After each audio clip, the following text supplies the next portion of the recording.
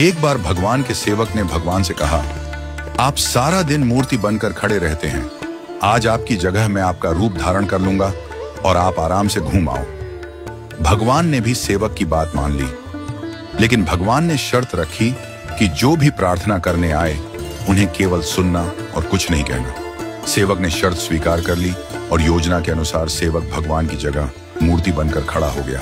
पहला व्यक्ति जो मंदिर में आया वह एक व्यापारी था।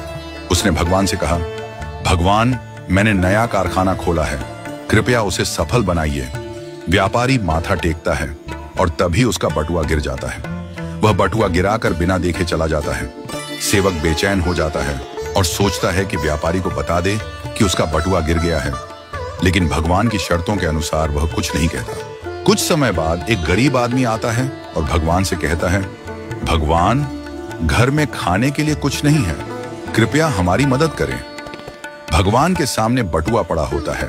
वह गरीब आदमी भगवान का धन्यवाद करता है और बटुआ उठाकर चला जाता है। फिर एक नाविक आता है और कहता है, भगवान, मैं 15 दिनों के लिए समुद्र की यात्रा पर जा रहा हूं, कृपया मेरी यात्रा में कोई समस्या ना हो।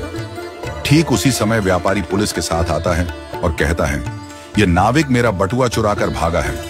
पुलिस नाविक को पकड़ कर ले जाती है। इस बीच सेवक बोल पड़ता है, बटुआ गरीब आदमी ने चुराया है। इसके बाद गरीब आदमी को पकड़कर जेल भेज दिया जाता है। रात को भगवान लौटते हैं और सेवक खुशी खुशी पूरा किस्सा सुनाता है। भगवान मुस्कुराते हुए कहते हैं, तुमने किसी का भला नहीं किया बल्कि सब कुछ बिगाड़ दिया। वे आगे कहते हैं, व्यापारी का बटुआ गिरना कोई बड़ा नुकसान नहीं था, वह गलत धंधा करता है, और अगर उसका बटुआ गरीब आदमी को मिल जाता तो उसके बच्चों को भोजन मिलता और उसकी परेशानियां दूर हो जाती। भगवान ने कहा, नाविक जिस यात्रा पर जा रहा था वहां एक तूफान आने वाला था। अगर वह जेल में होता तो उसकी जान बच जाती और उसकी पत्नी विधवा होने से बच जाती। भगवान ने यह भी कहा, कभी कभी जीवन में हमें समस्याएं आती हैं और हम सोचते हैं कि यह हमारे साथ ही क्यों हुआ, लेकिन हमें समझना चाहिए कि इसके पीछे भगवान की योजना होती है।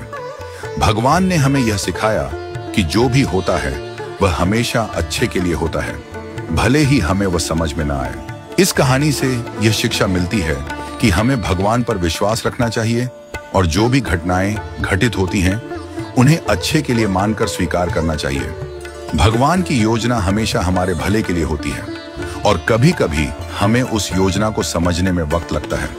हमें हमेशा यह मानकर चलना चाहिए कि जो भी होता है वह हमारे भले के लिए ही होता है और हमें उसमें भगवान की मर्जी को स्वीकार करना चाहिए।